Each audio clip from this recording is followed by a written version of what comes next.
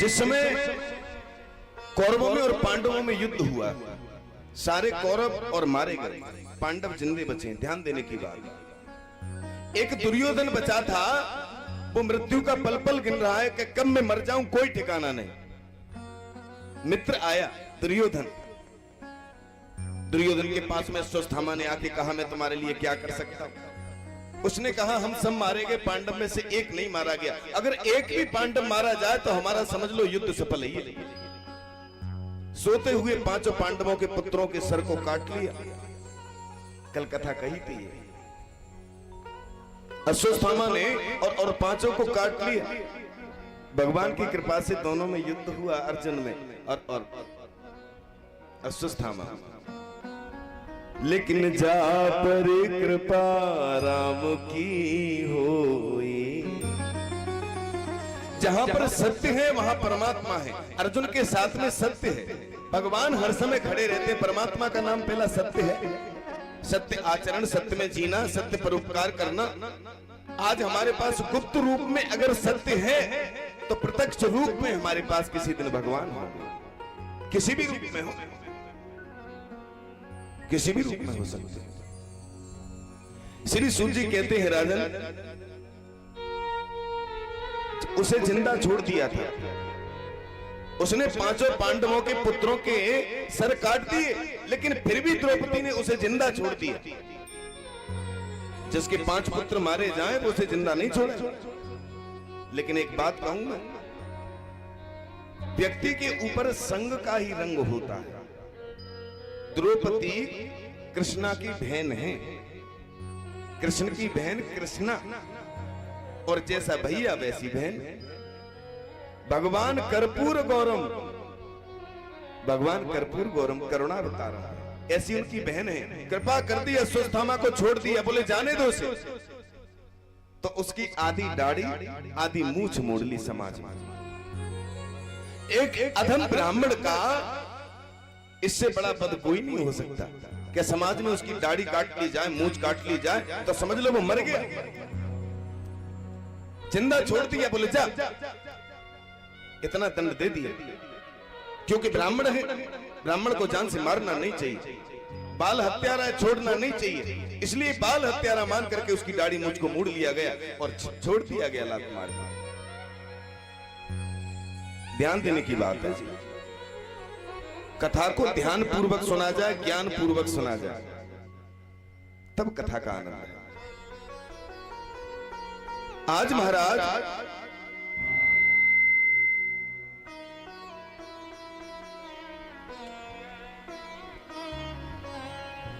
आज भगवान ने देखा उसे छोड़ दिया। शुक्रगुजार होना चाहिए, लेकिन उसके मन में ईर्ष्या आ गई। और जो ईर्ष्या है ना जी महाराज, सबसे बड़ा सबसे बुरा काम ये ईर्ष्या है, जीवन में जो आगे बढ़ने नहीं देती।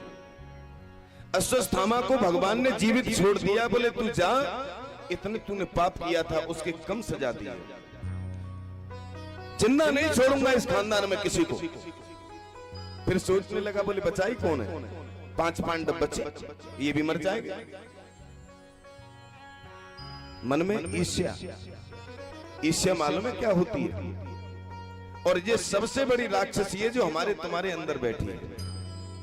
सामने वाला कोई ऊंचाई पे जाए, उसे देख करके हमारे मन में ईर्ष्या होती है। सामने वाला अच्छा करके खाता है, हमारे मन में ईर्ष्या होती है। ये क्या है? ये पाप है। आज कोई आगे बढ़ रहा है तो हो सकता है वो उसके कर्म का ही परिणाम हो, पिछले जन्म का उसका कर्म हो। तुम्हारे मन में ईर्ष्या होगी तो उससे क्या होगा? पाप। इसलिए हमें जब जब ईर्ष्या करेंगे तब तक हमसे कोई ना कोई पाप बनेगा। हमारे मन में ईर्ष्या नहीं होनी चाहिए। और ईर्ष्या से नाश हुआ। उसने मन में ईर्ष्या करी, बोले पांडवों के खानदान में एक नहीं बचा और कोई बचा होगा तो छोड़ूंगा नहीं। तो महाराज सब मारे गए थे, अभिमन्यु भी मारा गया था, लेकिन अभिमन्यु की पत्नी है उत्तरा, वो गर्भवती है। विधवा तो है लेकिन गर्भवती है। जिस समय अभिमन्यु मरे थे तो पत्नी गर्भवती थी। अश्वत्थामा सोचने लगा, बोले वंश को चलाने वाला अभी अभिमन्यु का कोई पुत्र होने वाला है, और वहीं से उसने ब्रह्मास्त्र को चला दिया। महाराज जाओ और उत्तरा के गर्भ को नष्ट कर दो। ब्रह्मास्त्र महाराज पहुंचा, एकदम से उत्तरा और भगवान के चरणों में गिर गई। और जाकू राखे साइया मार सके ना कोई। जिसने पहले से ही परमात्मा की शरण ले ली हो, उसके जीवन में कितनी भी आपत्तियां आए, आपत्ति केवल हमारे जीवन में जब तक है जब तक हमने केवल परमात्मा की शरण को नहीं स्वीकारा। और जिस दिन परमात्मा की शरण में चले जाए कपट दम्भ छोड़ करके हम, तो परमात्मा योग क्षेम बहाम में हम खाना पीना रहना सोना वो सब बहन अपनी जिम्मेवारी में ले लेते। डरने की कोई बात नहीं है देवी। और परमात्मा ने छोटा सा रूप बनाया और उत्तरा के गर्भ में प्रवेश कर गए। ब्रह्मास्त्र चल रहा है और उस ब्रह्मास्त्र के तेज को अपनी गदा घुमा घुमा करके और उसको नष्ट कर दिया। एक रूप से बाहर खड़े, एक रूप से अंदर रक्षा कर रहे और बाहर पूछ रहे, बोले देवी अब तुम ठीक हो कि नहीं? पहले से आराम है, परमात्मा की कृपा। कुंती खड़ी है सामने, कुंती कृष्ण की बुआ है, चरणों में गिर गई कन्हैया के, बोले केशव आज मेरी आंखों के सामने तुमने देखते ही देखते और मेरे कुल के दीपक की कैसे रक्षा की है, ये मैंने देखा है। भक्त के सामने भगवान की कोई चालाकी नहीं चल सकती। जैसे भगवान के सामने भक्त की चालाकी नहीं चलती है ना जी, ऐसे ही भक्त हो सच्चा तो प्रभु की चालाकी नहीं चल सकती। हाँ, जब सूरदास जी भजन सुनाते थे तो कन्हैया सुनने के लिए आते थे उनके भजन। रात हो जाती तो कन्हैया उंगली पकड़ के छोड़ के आते। एक दिन सूरदास ने कन्हैया के हाथ को पकड़ लिया, हाथ को पकड़ लिया, कन्हैया हाथ छुड़ा के भाग गए। सूरदास जी कहने लगे, बोले मैं कमजोर हूं, निर्बल हूं, इसलिए मेरी और उंगली पकड़ के भाग गए। स्पष्ट बोल दिया कि हाथ छुड़ा कर जाते हो और निर्बल जान कर मोही, और हृदय छुड़ा कर जाओ तो मैं मर्द बखान हूं तो ही। अरे भक्त तो भगवान को हृदय में धारण कर लेता है, हृदय से निकल के दिखाओ तो मैं बताऊं। राम जी ने और हनुमान जी ने कैसे सीना चीर के दिखाया था, बोले इधर हो, निकलने नहीं दूंगा। कुंती चरणों में गिर गई, बोले प्रभु आज मेरी आंखों के सामने देखते ही देखते तुमने मेरे कुल के दीपक की रक्षा की है, आज मैं तुम्हें प्रणाम करती हूं। एकदम कन्हैया कहने लगे, बोले बुआ अरे मैं आपका भतीजा हूं, मेरे चरणों में काय को गिरती हो, पहचान करिए। बोले महाराज आप किसी के फूफा बनो, किसी को बुआ बनाओ, किसी को और पिताजी बनाओ, इसमें मेरा कोई दोष नहीं, लेकिन मैं जानती हूं कि जगत के पिता आप हो, इसलिए आज मुझे प्रणाम करने से कोई नहीं रोक सकता। कन्हैया बोले बुआ अगर तुम मुझे भगवान कहती हो तो मान लिया कि मैं भगवान ही हूं। हाँ, अब मैं कहता हूं तुम सबसे कुछ ना कुछ तुम मांग लीजिए मुझसे, और भगवान जब कहे तो मांग लेना चाहिए।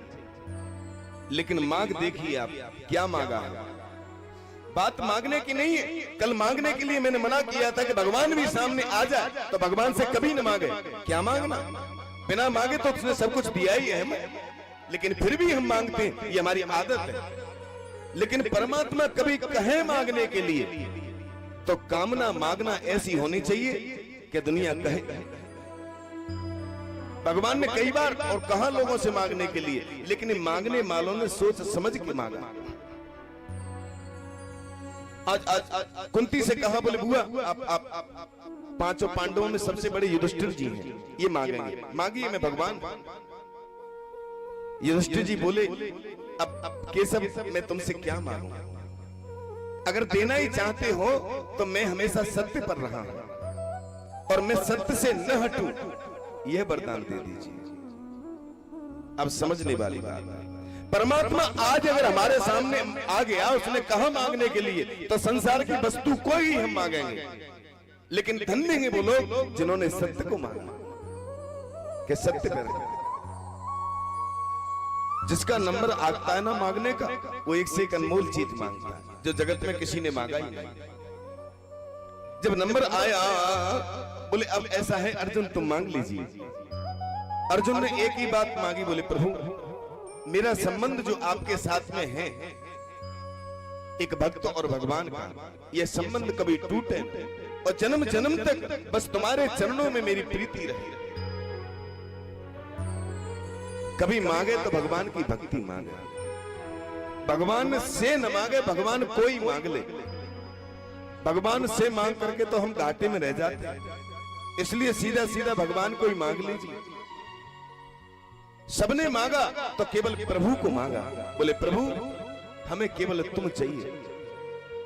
और जब कुंती का नंबर आया मांगने के लिए तो क्या कहा महाराज, कुंती की मांग तो आज ऐसी है कि जो किसी ने मांगा ही नहीं।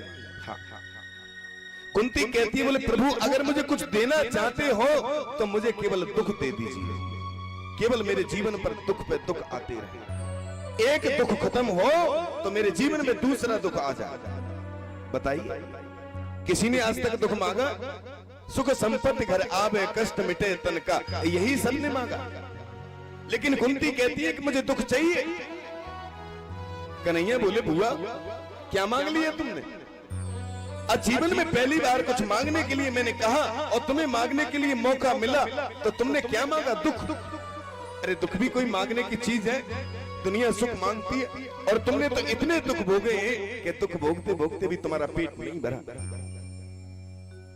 कुंती का जीवन बड़ा विचित्र है। कहीं इनका जन्म हुआ था और कहीं किसी ने पाला गोद लेकर। शादी हुई तो ऐसे पति के साथ में हुई जिसे और पति का कोई सुख ही नहीं मिला। दुर्वासा के दिए हुए कुछ मंत्र ऐसे थे जिनके कारण उन्होंने 5 पुत्रों को पैदा किया। 3 युधिष्ठिर अर्जुन भीम ये कुंती के हैं, नकुल और सहदेव ये माद्री के हैं। पांडु की 2 पत्नियां थी। उसके बाद में फिर अब छोटे बच्चे थे तो कभी जहर दे करके पांडवों को मारना चाहा और कभी लाच्छा गृह में जला करके मारना चाहा, तो कभी वनवास तो कभी अज्ञातवास। कितने जीवन में महाभारत हुए। आज जीवन में सुख मांगने का समय आया कुंती के, तो कुंती ने दुख मांगा। काय को दुख मांगती है बुआ? देखिए द्रुप कुंती कहती है, ध्यान देने की बात है जी बिल्कुल। कुंती कहती है, बोले केशव मैंने दुख जीवन में इसलिए मांगा कि मेरे जीवन में दुख आया, लेकिन जब जब मेरे जीवन में दुख आया तब तब मेरे जीवन में तुम आए। क्योंकि जीवन में ज्यादा जितना दुख होता है उतना ही परमात्मा की याद ज्यादा आती है। इसलिए मैंने तो ये जाना कि जब जब मेरे जीवन में दुख आया तब तब मुझे तुम्हारी याद आई, और जब जब तुम्हारी याद आई तब तब तुम आए। विपदो नैव विपद है, संपदो नैव संपद है। विपत्ति को विपत्ति नहीं और संपत्ति को संपत्ति नहीं कहते। परमात्मा हृदय से गया, ये सबसे बड़ी विपत्ति है, और परमात्मा हमें याद है, ये सबसे बड़ी संपत्ति है। कही हनुमंत विपत्ति प्रभु सोई, कही हनुमंत विपत्ति प्रभु सोई। ओ जब तक सुमिरन भजन न होई, जब तक सुमिरन न होई। जीवन में हमारे में केवल तभी तक दुख है जब तक परमात्मा की याद नहीं। केशव हमारे जीवन में जब जब दुख आया मैंने तुम्हें याद किया और तुम आए, और तुम्हारी याद जितनी दुख में आती है ना जी उतनी सुख में नहीं आती। सुख के माथे सिल पड़े जो हरि हृदय से जाए, और बलिहारी बा दुख को जो पल पल नाम जपाए। ऐसे दुख को तो बार बार सर पर धारण करना चाहिए जिससे परमात्मा हर समय याद बना रहे। और ये हमारे जीवन में ना जी यही सबसे बड़ी बात है, चिंतन।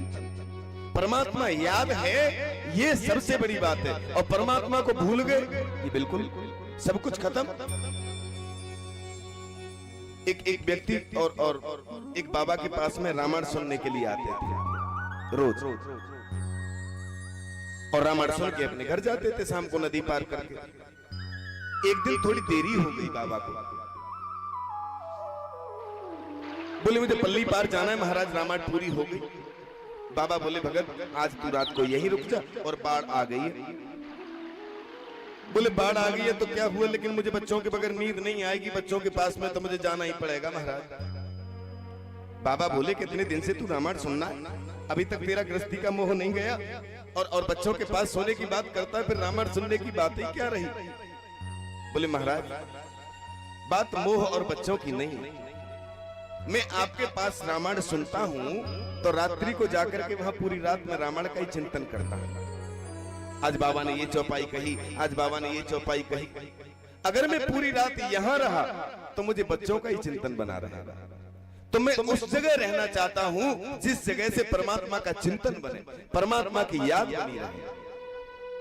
तो जीवन में केवल हमारे तुम्हारे परमात्मा का चिंतन एक मायने रखता है।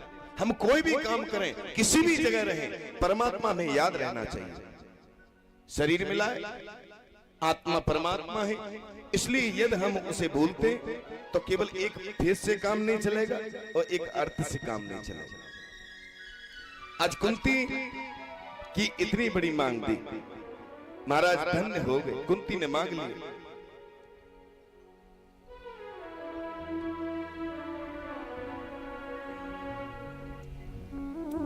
कुंती कहती है कन्हैया ये आपकी जो कृपा की आदत है ना कि आपसे कोई आया मांगने के लिए आपने दे दिया, इसी आदत की वजह से आपकी अदालत हर समय भरी रहते हैं।